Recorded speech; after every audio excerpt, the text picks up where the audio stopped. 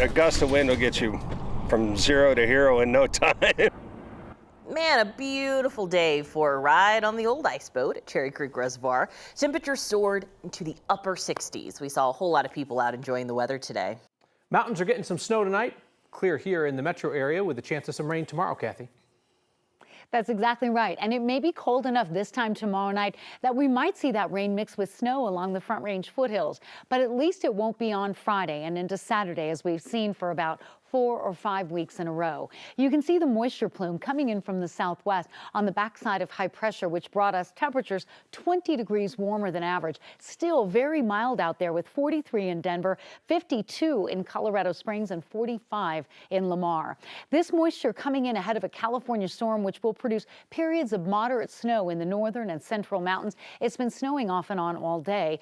4 to 10 inches of snow possible from Steamboat down to Eagle, Aspen, and Vail under a winter weather advisory. The snow stays in the high country tonight and tomorrow. Front Range and lower elevation areas may see rain showers tomorrow afternoon, which is a little bit unusual for February. Travel will become increasingly difficult on I-70 as we go through the afternoon hours tomorrow.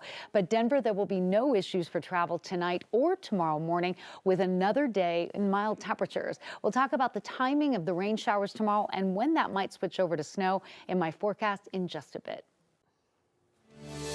2 more officers charged in the death of Christian Glass have resigned, according to our partners at the Denver Gazette. Randy Williams and Tim Collins voluntarily stepped down this month from the Georgetown Police Department. That leaves that town with just 1 remaining sworn officer. Williams and Collins were 2 of the 6 law enforcement personnel charged with failing to step in and stop an officer from shooting and killing Glass. The young man had called 911 as he had a mental health crisis in 2022. Williams and Collins were both in court today, where a judge announced their next hearing will be in May. Former Deputy Andrew Buin, who shot Glass through the window of his car, is facing a charge of second-degree murder. He goes on trial in April. 1 person died in a house fire today in Castle Rock. It happened near the intersection of Lewis and 6th Streets, right near Rock Park. Firefighters say the flames started in the basement. The victim went to the hospital. That's where they died. Investigators are working to find out how that fire started. The Lakewood Police Department says a man died after one of his pet Gila monsters bit him. Gila monsters are reptiles typically found near Arizona.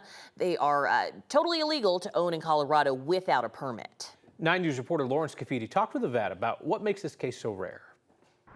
When you're a vet, you see it all. I see anything with a heartbeat.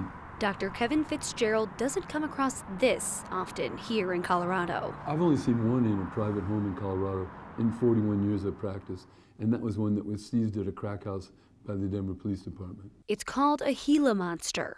These are shy, nocturnal animals, that come out at night. He says of the thousands of lizard species, this is only one of 2 that are venomous. These animals don't use the venom in catching prey.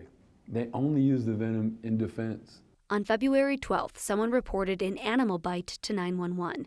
It was determined a pet Gila monster bit the victim. They have to chew to start to release the venom. Now, they've got a really great grip. The man died days later. The Jefferson County Coroner's Office says the cause of death is pending. When something like this happens, you have to ask yourself, how much venom? Was the person immunocompromised? How big is the person? How big is the victim compared to the amount of venom that's injected? How toxic is this venom? I don't know the circumstances of this bite, all right? And it's a horrible case. And our sympathies go out to the people, but this is rare. This doesn't happen in nature. This is a function of captivity. It's unclear if this man had the proper permit to own a Gila monster. Otherwise, it's illegal in Colorado. There's a huge black market trade in reptiles, endangered species, animals that people shouldn't have, animals that shouldn't be collected. Dr. Fitzgerald says these reptiles are found near Arizona, and that's where they should stay unless handled by a trained professional. This isn't something you would get out and play with, or this isn't something that you would put on your lap, or these are venomous reptiles. Can we trust them? Dr. Fitzgerald says at the vet's office, they do have antivenom to treat common snake bites, but they don't have an antivenom for Gila monster bites because they're just so rare, Kyle. I feel like this horrible incident has a whole bunch of people, maybe anybody who isn't a vet, learning about this stuff for the first time. I didn't hear of a Gila monster until, this week. So yeah, I'm included in that too. Yeah, I could have told you they existed, not a whole lot beyond that. All right, Lawrence Cafidi, thank you. So it's been a couple of long days for United Airlines. 2 of their planes with issues landed at DIA. First plane from San Francisco to Boston had to stop in Denver because of a damaged wing. Even with that damage to the wing and the landing in Denver, passenger says they only lost about 30 minutes of travel time.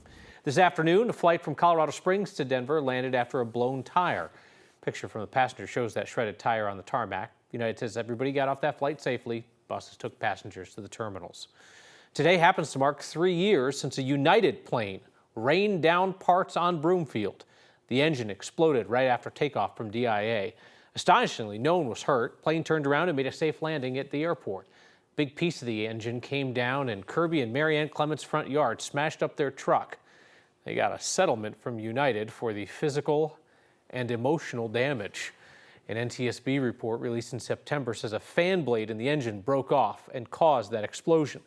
The FAA forced United to stop flying planes with that same kind of engine. They were eventually brought back into service with frequent inspections. New safety measures are now in place to prevent cars from smashing into a home in Bailey. Security video captured the most recent crash back on January 6th. You can see a car heading down County Road 72. Then the car misses the curve, goes airborne, and lands halfway inside the house. That was the 6th crash into this home in 6 years. Now Park County is helping out the homeowners. Crews recently installed a new guardrail along the road. They're hoping it's going to help drivers see that there's a curve there and stop cars from crashing into the property. People who live in this home have been asking for this for years. I'm just sad that we have to go through this at all. They really should have done it when we asked them to years ago, and they didn't. As of now, the homeowners are looking at about $70,000 in repairs. Park County has issued them a permit to start that construction. Those repairs should be done sometime this summer. An energy grid run totally on renewables. A new study from CU Boulder says we could hit that goal in our lifetime. 9 News reporter Rachel Krause spoke to the study's authors about what this greener future might look like and how to get there.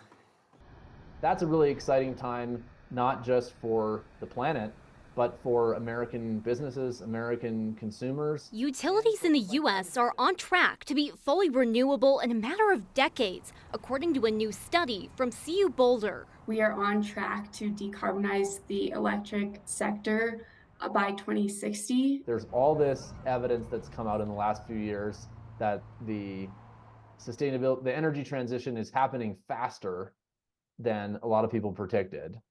And a lot of what's driving that is the private sector. While shifting away from fossil fuels like coal can be a political minefield, the paper's authors, Grace Krager and Matt Burgess, say often it's utility companies themselves moving forward on green initiatives. The bigger ones actually, whether or not they were saying it, had a big commitment to some of these renewable practices. That transition could impact how reliable our energy is. Reliability is harder with renewables, intermittency of wind and solar being an example. There are some areas where it's easier, like with solar microgrids, right? If everybody has a solar panel on their house, powering their house, and the power lines fall down, you might be fine. And the cost also depends on reliability. Krager says it'll help to find greener ways to store it, like with wind and solar, even when it's not windy or sunny. And continued research can help to lower costs too. And the technology's been improving and becoming cheaper faster than people predict. Krager says this transition toward a greener energy grid will be slow, but a renewable energy future is on the horizon. The more that we see a win-win between the energy transition and the economy, the more it's going to have unstoppable momentum and also make our lives better, both now and in the future. The study's authors say the U.S. would actually hit their carbon-free electricity goals a whole 10 years sooner if they counted nuclear energy. Now, right now, they don't count it, even though it's a big part of our energy sources. They say as the country transitions to renewable energy, we'll have to decide if we want nuclear to continue to be a big part of how we keep our lights on. All right, Rachel Krause reporting.